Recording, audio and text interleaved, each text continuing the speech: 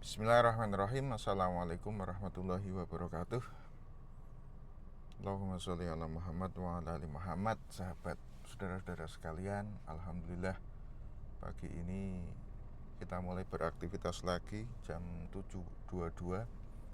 Kenapa lebih pagi berangkat? Karena saya harus ke Karanganyar untuk kerjaan, cek lokasi rumah yang mau saya akadkan. Harus kita ambil beberapa dokumentasi, dilaporkan ke bank.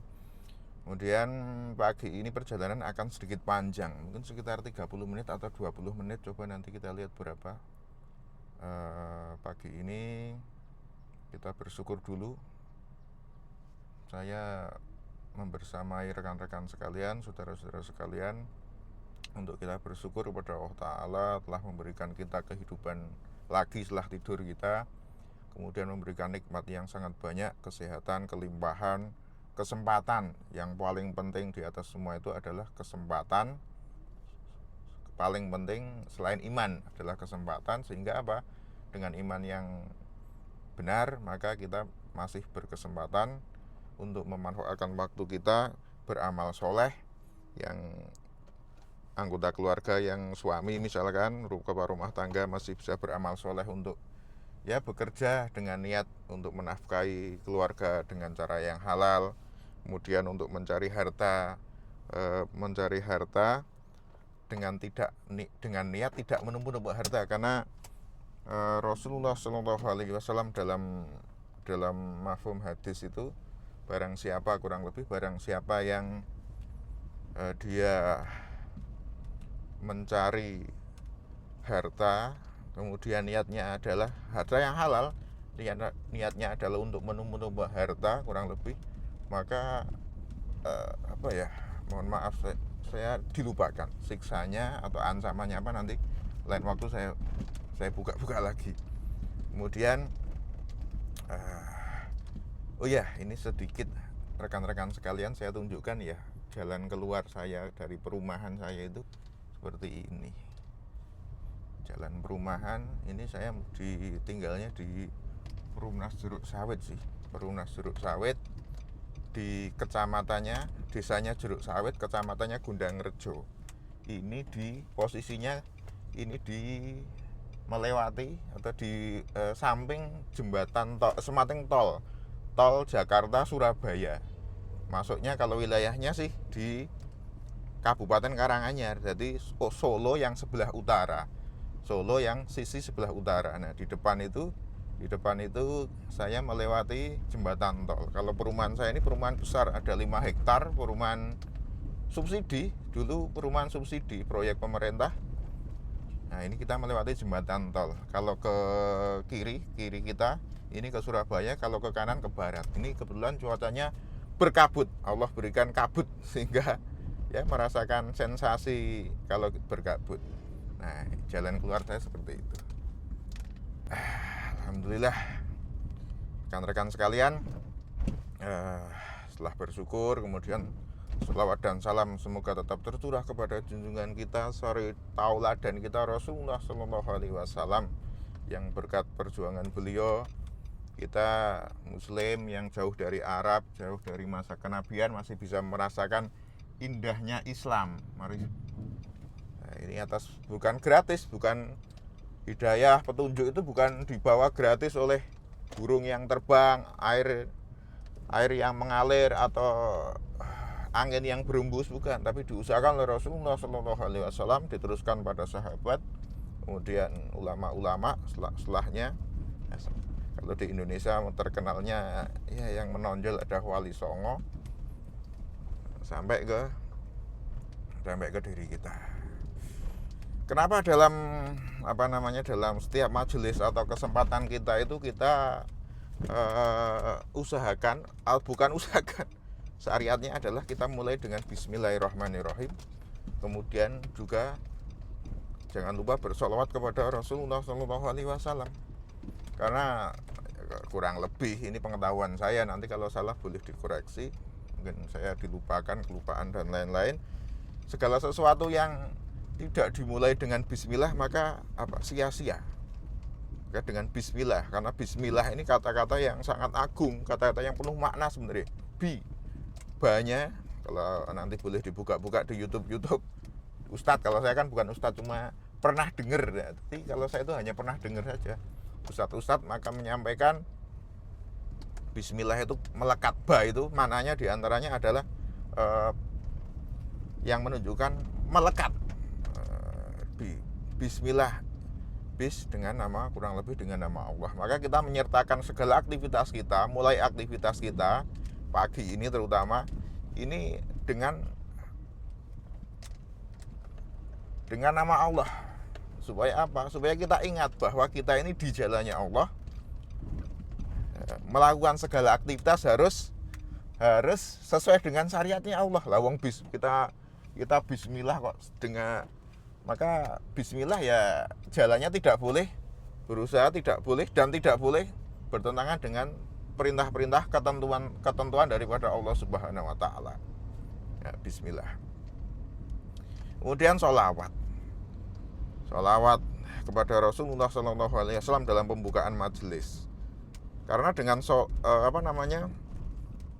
dalam mafhum hadis, nanti mohon maaf saya koreksi, saya cari lagi, sudah lama tidak ya mengulang-ulang materi.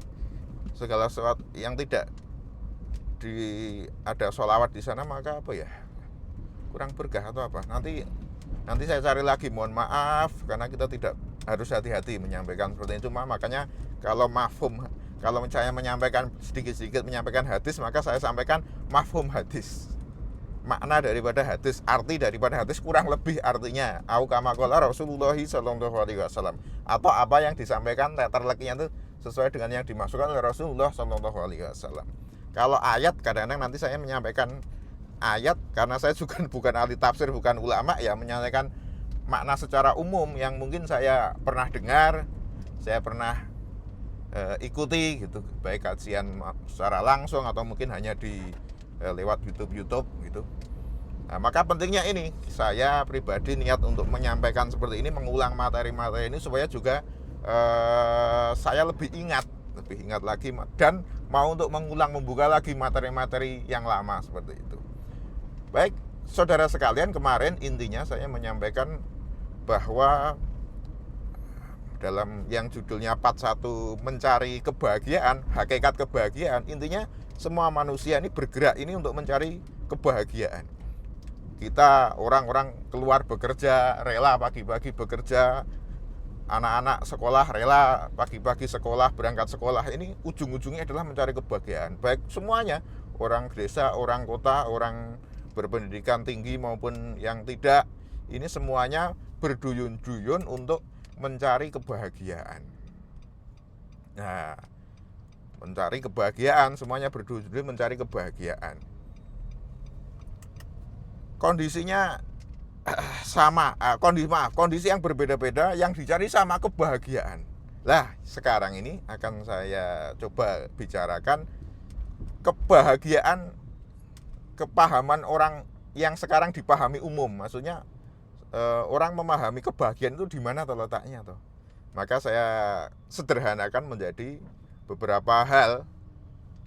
Kebahagiaan itu letaknya di anggapan kebahagiaan letaknya di harta, tahta, dan wanita. Nah, secara umum manusia, orang umum, baik dari zaman dulu, bahkan dari zaman dulu, zaman sebelum Nabi, bahkan sebelum umat-umat terdahulu, dari awal adanya manusia lah, adanya komunitas manusia, maka menganggap, ada anggapan bahwa kebahagiaan itu di harta, tahta, atau wanita, atau yang semakna dengan itu kurang lebih. Nah, harta misalkan, harta atau duit, menganggap orang kalau punya duit maka akan bahagia. Apakah itu benar gitu? Apakah 100% benar, atau apakah benar tidak ada catatan, atau benar dengan catatan? Nah gitu, coba nanti kita uraikan dikit-dikit ya. Mohon maaf, ini saya belum pakai sabuk pengaman, saya harus berhenti dulu. Contoh yang baik, karena saya pakai sabuk pengaman bukan berarti apa, sekedar ini aturan lalu lintas, tidak, karena saya muslim taat, harus kita belajar taat pada yang nampak. Kalau yang pada aturan-aturan yang nampak, dalam hal ini aturan kepolisian, aturan negara aja kita tidak bisa taat, apalagi terhadap aturan-aturannya Allah Subhanahu wa Ta'ala yang tidak nampak atau kurang nampak. Nah, maka kita harus disiplin. Bolehlah kita send sebentar, maaf. Cari tempat dulu di sini boleh. Ya. Gitu. Kemudian kembali ya ke kebahagiaan, harta. Orang semua bergerak cari duit, ada anggapan bahwa dengan harta ini maka akan bahagia. Apakah itu benar? Kita harta diperlukan di dunia. Ya, tidak cuma harta, tahta, wanita juga diperlukan ketika kita hidup di dunia dan di akhirat sebenarnya. Terutama di dunia, kita hidup di dunia dulu. Kita di dunia perlu sarana. Dunia ini adalah sarana untuk perjalanan kita di akhirat, untuk mencari bekal-bekal di akhirat. Dunia yang sementara, kita hidup kan paling 60, 70 tahun, 80 tahun. Usia-usia umat-umat dahulu memang panjang-panjang, tapi semuanya terbatas. Ada yang umat dahulu ada yang 1000 tahun, 500 tahun, tapi intinya terbatas. Intinya terbatas. Tapi kita perlu dunia untuk apa? Karena itu saran dari akhirat. Kita mencari bekal di dunia supaya persiapan bekal di akhirat. Kita hidup di dunia aja perlu bekal. Ya kan? Hidup di dunia aja perlu bekal. Kita hidup tadi 60-70 tahun kata Nabi, umur umatku kira-kira ya 60-70 tahun. Kurang lebih. Kita perlu bekal di dunia. Coba mulai dari sekolah TK atau mungkin pra-TK, PAUD. PAUD berapa tahun? 1 tahun, TK 1 tahun, SD 6 tahun. Kalau tidak nunggak, SMP 3 tahun, SMA berapa? SMA 3 tahun, kuliah berapa? 4 tahun, 5 tahun, S1, S2-nya berapa tahun? 2 tahun, 3 tahun, S3 berapa tahun? Kalau dokter ya dokternya perlu spesialis dan lain-lain. Itu banyak tahun untuk hidup di dunia yang 60-70 tahun saja. Wah, perlu perlu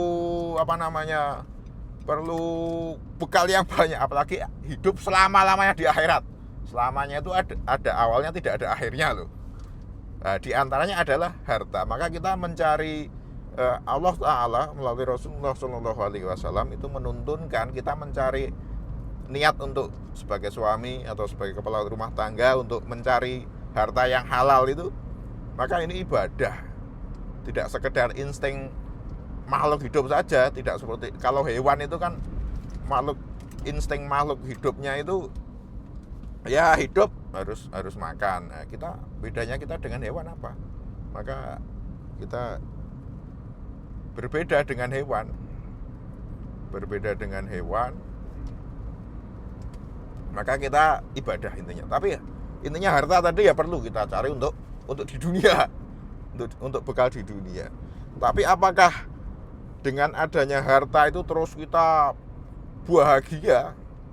Ya singkatnya belum tentu. Atau bukan cuma belum tentu, harta itu tidak letak kepada kebahagiaan. Kita semua orang mungkin sudah biasa familiar dengan namanya Qarun. Nah, karunya umatnya Nabi Musa. Hartanya banyak.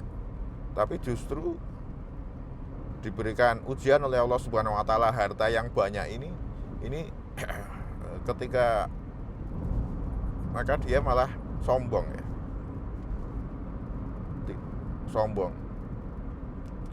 Sombong ketika apa? Ketika Qarun ini sombong mempunyai harta, maka dia sombong. Dikatakan Qarun itu hartanya tidak cuma triliunan, ribuan triliun. Lah kunci dalam riwayat itu kunci gudangnya saja sungguh berat dipikul oleh kunci orang-orang yang kuat. Itu kuncinya loh, anak kuncinya bukan hartanya, belum hartanya, tapi baru kuncinya saja. Berat dipikul oleh orang-orang yang kuat kan gitu. Apalagi hartanya. Jadi kalau harta yang sekarang itu mungkin ya masih kalah jauh orang-orang yang terkaya di dunia sekarang siapa. Intinya justru hartanya ini menjadikan dia lupa kepada Allah Ta'ala. Kemudian di dunianya ya mungkin dia merasa di dunia bahagia, bisa beli ini itu Bu, bisa membayar ini itu, mungkin merasa bahagia. Tapi setelah mati, apakah menolong? Tidak bisa menolong. Itu korun. Kemudian kalau selain korun lah, kisah-kisah yang Muslim sering kita dengar itu, yang kita dengar misalkan sahabat yang hidup semasa dengan Nabi ya Sa'labah misalkan. Sa'labah ini dikatakan dulu adalah orang yang ya seperti sahabat yang lain, taat. Maka hidupnya memang miskin, tidak seperti Korun. Dia miskin ya. Dia miskin tapi taat. Maka dalam riwayat itu kan ketika habis sholat, setelah Sa'labah ini sholat subuh berjamaah, kemudian langsung pulang. Jadi setelah salam langsung pulang. Nah kemudian ditanya, wahai Sa'labah, kurang lebih oleh Nabi, mohon nanti koreksi lah kalau saya salah, karena ya memang salah. Maaf, ini pilot harus cepat. Oke, alhamdulillah dimudahkan Allah. Kemudian saya itu tidak Nabi, kurang lebih kelihatannya tidak mendapati unsur-unsur kemunafikan dalam dirimu, wahai Sa'labah. Maksudnya kok orang sholat itu ya biasanya zikir, doa seperlunya lah artinya, kemudian tidak langsung pergi lah. Ya kenapa habis subuh sholat salam langsung pelencing pergi? Ini bahasa bebas saja untuk memudahkan. Wahai Nabi, karena apa saya buru-buru itu? Bukan berarti apa-apa, karena saya itu harus berbagi sarung atau pakaian dengan istri. Jadi setelah saya sholat bersama engkau, kemudian saya itu ditunggu istri untuk biar istri bisa sholat untuk menutupi aurat. Tuh. Ini artinya menunjukkan bahwa kehidupan daripada Sa'labah ini miskin, pakai baju aja tidak, itu ibaratnya tidak punya, dipakai untuk gantian berdua, sarung lah untuk menutupi, bukan baju ya, sarung semacam itulah kurang lebih. Kemudian ya sisi lain ini banyak pelajaran sebenarnya, banyak pelajaran dari kisahnya Sa'labah ini.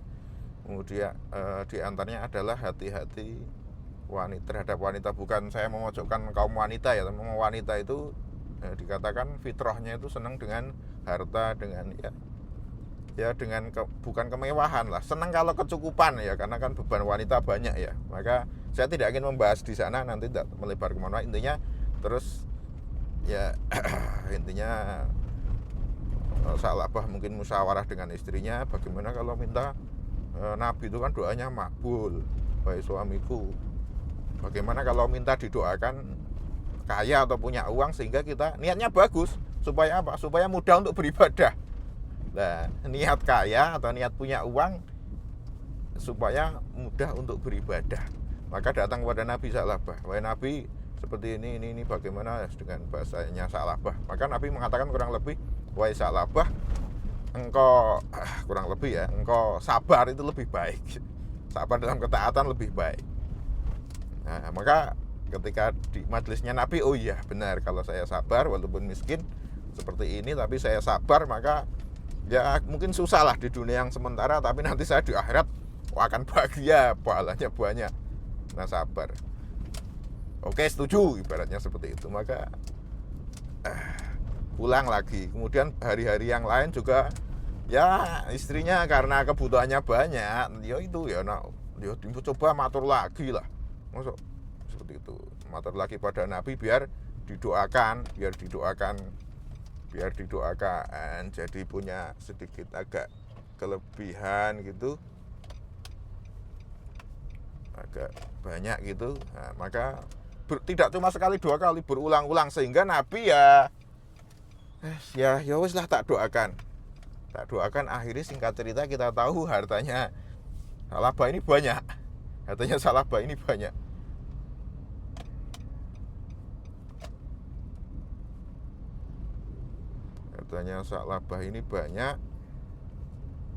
Kok Sa'labah ya, benar ya? Yang sahabat, nanti kita koreksi ya. Hartanya banyak, benar Sa'labah, hartanya banyak, Yang durhaka pada orang tua siapa? Dan nanti saya koreksi. Intinya saya bicara seperti ini untuk diantaranya manfaatnya adalah untuk mengulang materi sehingga materi-materi saya sehingga saya mau untuk belajar lagi gitu. Nanti kita koreksi. Kemudian banyak yang waktu itu di dalam kisah-kisah itu kan ternak domba atau apa atau kambing yang dulu punya satu, Allah mudahkan punya sepasang, beranak pinak sampai dikatakan sak labah ini, sehingga karena kalau kandang cuma 1, 2 sampai 10 ekor kan di rumah kecil bisa lah sampai ribuan ekor mungkin banyak, sehingga harus minggir keluar daripada Mekah. Madinah atau Mekah? Salabah di Mekah atau Madinah? Koreksi ya, tolong dibantu. Sehingga intinya harus keluar kota, harus menjauh dari masjid yang biasa sholat dengan Nabi kan, dengan Mekah ya mungkin. Harus nyari tempat gitu loh. Nah, akhirnya ya kita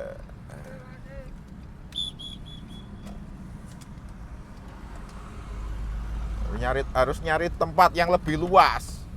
Maka mulai ini yang dulu bisa tepat berjamaah di awal waktu, mungkin kalau ya sholat sunnah dulu, ikut sholat sunnah qobliyah, ini sudah mulai ketinggalan sholat sunnahnya, tidak langsung sholat sunnahnya, qobliyahnya, tahiyatul masjidnya ketinggalan. Kemudian lama takbiratul ulanya ketinggalan. Sampai singkat cerita, naudzubillah min dzalik, semoga Allah Subhanahu wa taala jaga diri kita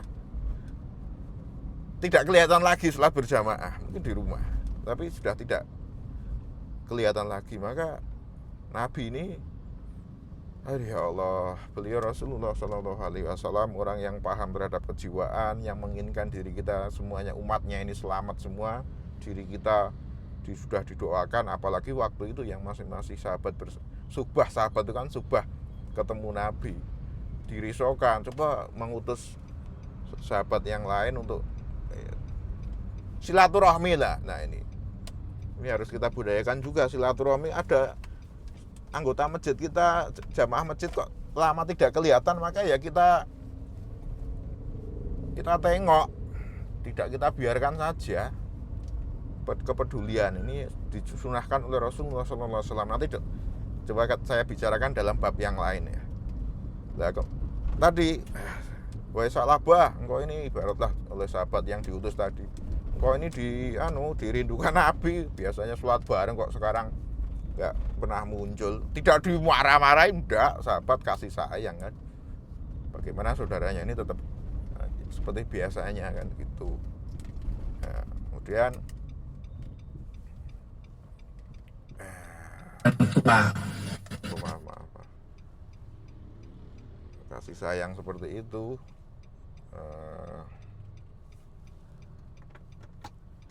viral kita ini. Seperti itu. Kemudian singkat cerita ya itu, karena saya kurang minggir dari kasihan ini. Kemudian singkat cerita ya karena sibuk dah dengan hartanya tadi sibuk. Kemudian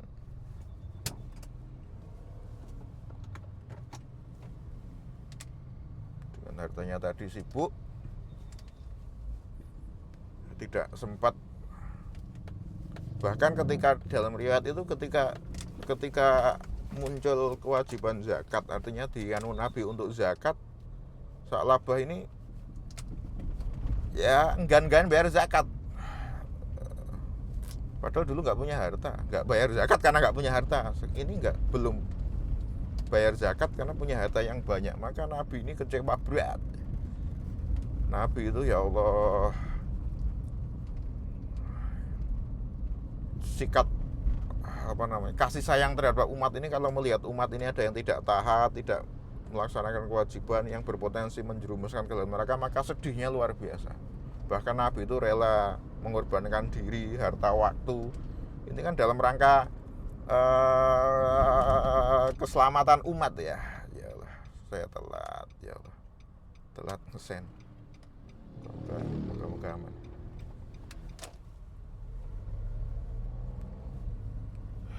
Ya Allah, mudahkan ya Allah. Ini karena pagi-pagi padat, nggak apa-apa tapi selamat, masih aman, masih terkendali insya Allah, nggak masalah.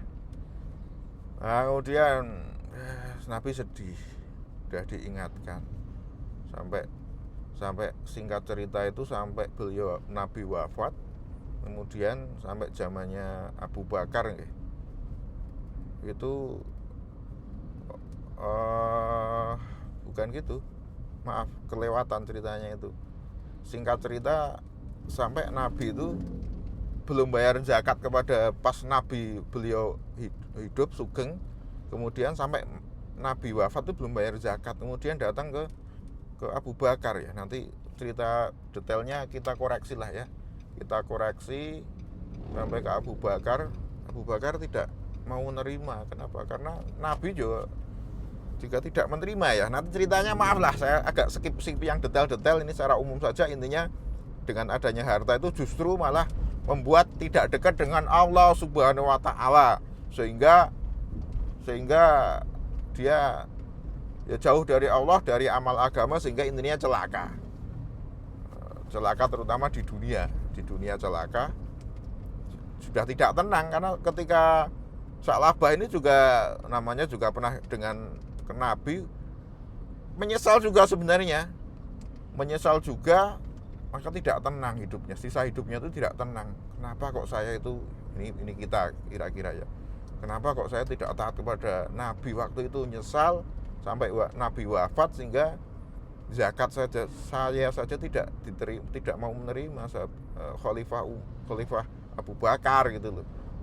Apalagi nanti naudzubillah wa'alam ya, kita di akhirat seperti apa, kita tidak tahu. Itu intinya contoh yang konkret yang kita pahami. Korun, Sa'labah ini mereka punya harta banyak, tetapi ternyata tidak bisa menjamin hidup bahagia. Contoh yang lain banyak itu. Contoh yang lain banyak lah. Cerita-cerita di sinetron pun kan banyak juga. Tapi ya di sinetron, cuma untuk gambaran aja, realitanya memang ya seperti itu. Kemudian harta. Kemudian kalau saya pengalaman, semoga Allah mudahkan, itu dengan harta itu kita perlu harta untuk tadi kendaraan kita, sarana kita di dunia. Ibaratnya kalau harta itu ibaratnya seperti sampan. Kalau kita mau menyeberangi sungai atau menyeberangi danau atau lautan, kita perlu air. Sampan itu kan, sampan kapal ya perlu air untuk ngambang kan.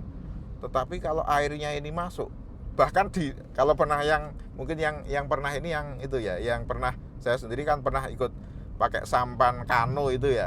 Ternyata di dalam kanonya kapal itu ada airnya. Memang perlu ada airnya, ada bolongan, tapi airnya tidak boleh banyak karena itu diciduk, dikeluarkan seperti itu di kano. Koreksi ya, apakah itu memang hukum fisika yang perlu untuk penstabil atau apa? Kalau di kapal-kapal besar saya tidak tahu, belum tahu. Nah, perlu air, tetapi air ini kalau masuk kebanyakan ke kapal ya bisa menenggelamkan kapal, sehingga tidak bisa berlayar. Maka ya perlu air, tetapi airnya ya jangan banyak-banyak, hanya di luar saja yang banyak kan gitu. Nah, harta ibaratnya seperti itu. Kita perlu harta, tetapi kalau harta itu masuk ke dalam, maksudnya masuk banyak tidak masalah, tidak ada larangan. Kita punya harta banyak, tetapi masuk, kalau tadi masuk ke sampan, kalau kita masuknya bukan ke sampan tapi ke hati. Harta boleh dipegang di tangan, di rekening, di ATM, di mana-mana, tetapi yang tidak boleh itu keyakinannya bahwa dengan harta akan membuat pasti kita akan bahagia lah. Ini yang tidak boleh keyakinannya. Allah sayang kepada kita, dan Allah itu dikatakan maha pencemburu. Kita harus yakin bahwa yang memberikan kebahagiaan itu adalah Allah. Nah, kalau sampai orang yang cemburu itu ya, ini orang bukan Allah maksudnya, untuk gambaran, tapi tidak bisa dibandingkan. Allah nggak mau adanya harta, kalau kita dititipi harta, yang harta itu pun sebenarnya itu dari Allah, Allah titipkan kepada kita, kemudian menghalangi kecintaan kita kepada Allah. Itu Allah sangat pencemburu. Maka treatmentnya macam-macam. Kalau Allah masih sayang dengan kita, artinya kita masih beruntung, masih disayangi Allah, gitu ya, masih disayangi oleh Allah. Maaf agak padet di pabrik. Kalau kita disayangi oleh Allah,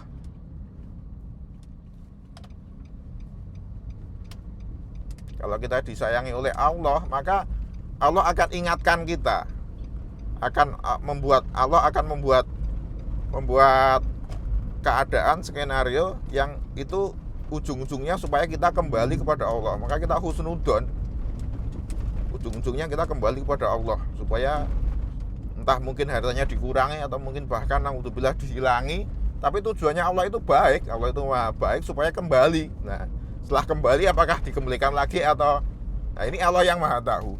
Maka harta itu ya ujian untuk kita. Maka kalau kita diuji dengan kelebihan harta, kita dititipi dengan harta yang berlebih, agak banyak atau banyak, maka kita harus sadar ini ujian. Kalau saya tidak lulus bahaya lah, nggak apa-apa, kita tanam kepada diri kita.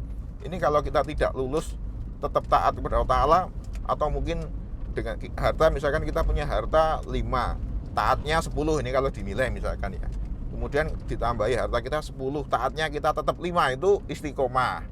Lebih jangan sampai kita punya harta 10, taat kita jadi 1, 2, ini bahaya. Ini untuk memudahkan. Maka kita harus meyakini ketika kita diberikan titipan harta, diberikan kekayaan, kelebihan harta, dititipi oleh Allah, maka kita sadar, tanamkan dalam diri kita, ya Allah, alhamdulillah saya bersyukur Engkau titipi saya harta.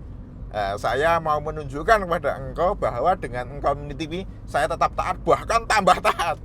Dipakai hartanya ini untuk ketaatan, untuk kebaikan-kebaikan yang diperintahkan oleh Allah. Nah, maka kita nggak apa-apa kita seperti itu. Jadi biar Allah itu senang pada kita tunjukkan, pamer kepada Allah itu enggak apa-apa. Oh ya Allah, ini Engkau berikan saya titipan harta, tapi saya tetap berusaha untuk taat, bahkan saya lebih taat lagi. Nah, itu. Maka Allah suka. Jadi harta intinya bukan jaminan daripada letak kebahagiaan. Harta kita perlukan, tetapi tidak boleh muncul dalam keyakinan diri kita bahwa dengan harta itu pasti kita akan bahagia gitu loh. Dengan harta itu kita pasti akan bahagia. Yakinnya tidak boleh. Hartanya boleh sebanyak-banyaknya, nggak ada larangan kita memiliki harta berapa kita, nggak ada larangan, sebanyak-banyaknya nggak masalah. Tapi hati-hati kalau kita punya banyak harta, ya pertama yakinnya tidak boleh berubah. Bahkan tidak boleh mengurangi sedikit pun bahwa yang memberikan kebahagiaan adalah Allah Subhanahu wa Ta'ala, bukan daripada harta kita. Maka perlu kita treatment nih untuk men-training, men-challenge diri kita bahwa harta kita, punya harta dikit, taat. Lah kalau Allah logika saja, walaupun tidak semuanya harus di logika, tapi kan masuk akal. Allah berikan pada kita harta yang dikit, kita taat. Atau mungkin kekurangan, maaf, taat. Kemudian lebihkan lagi, kita tetap taat, maka Allah akan suka. Oh, orang ini bagus, ini kejiwaannya. Walaupun Allah itu ya maha tahu, yang maksudnya maaf ya bukan, jangan astagfirullah, jangan disimpulkan oh ini Allah menguji karena Allah tidak tahu. Bukan, Allah itu maha tahu. Allah menguji kita itu, nih dalam bab yang lain nanti mungkin panjang lebar. Allah menguji kita itu untuk supaya kita tuh tahu kita itu nilainya seberapa. Bukan Allah tidak tahu. Beda kalau manusia sekolah nguji itu karena kan tidak tahu nih pemahaman kita, kualitas kita itu IQ-nya sampai mana kan tidak tahu. Tapi kalau Allah beda, Allah menguji itu supaya kita tahu justru. Kalau kita paham, kita peka, oh saya diuji ini ternyata kok iman saya goyah, maka saya harus perbaiki lagi. Itu nikmatnya masih hidup di dunia, bisa mengulang lagi. Nah, sebelum nanti kematian tidak bisa mengulang. Nah, intinya seperti itu. Maka intinya pastikan kita tidak dilarang mencari harta yang banyak. bahkan mukmin yang kuat lebih disukai. Karena bagi saya simpulkan harta tidak, bukan kita meyakini, saya meyakini bukan letak daripada kebahagiaan, tetapi dengan adanya harta memang lebih mudah, memudahkan hidup kita, lebih mudah beramal soleh, ya kan, lebih mudah untuk menata jadwal hidup kita, seperti itu. Jadi memudahkan hidup kita, seperti itu. Tapi tidak boleh menjadi, intinya tidak boleh menjadi keyakinan bahwa dengan harta ini saya akan bahagia. Hartanya boleh dimiliki, tapi yakinnya tetap pada Allah Subhanahu wa Ta'ala. Allah yang memberikan kebahagiaan. Maka ada namanya nanti nafi isbat. Harta nafi isbat itu kalimat kalimat untuk membantu kita memperbaiki yakin, mengingatkan kita. Harta, uang tidak bisa memberikan kebahagiaan. Syarat ini boleh diamalkan. Saya belajar seperti itu. Uang tidak bisa atau harta tidak bisa memberikan kebahagiaan, tetapi Allah yang memberikan kebahagiaan. Untuk bisa memberikan kebahagiaan, uang ini butuh pertolongan atau butuh hajat kepada Allah. Tetapi Allah untuk memberikan kebahagiaan tidak hajat, tidak butuh pertolongan daripada harta atau daripada uang. Allah kuasa memberikan kebahagiaan baik dengan harta maupun bersamaan dengan harta. Jadi ini dua hal yang berbeda, antara kebahagiaan dan harta ini berbeda. Allah tidak butuh namanya harta untuk membahagiakan, atau Allah juga bisa juga adanya harta bahagia adanya bersamaan dengan harta dan kebahagiaan bareng-bareng. Tapi bukan Allah berhajar pada harta, tidak. Itu dulu ya, harta tahta wanita, masih ada tahta dan wanita. 37 menit saya dari rumah sampai ke lokasi perumahan ini. Nah, ini perumahan lama. Ini masih ada beberapa yang belum akad, nanti perlu kan kita harus survei dulu, foto-foto, dilaporkan ke pemerintah supaya dananya subsidi turun, bisa akad, seperti itu. Demikian, subhanakallahumma wa bihamdika asyhadu alla ilaha illa anta astaghfiruka wa atubu ilaik. Wassalamualaikum warahmatullahi wabarakatuh.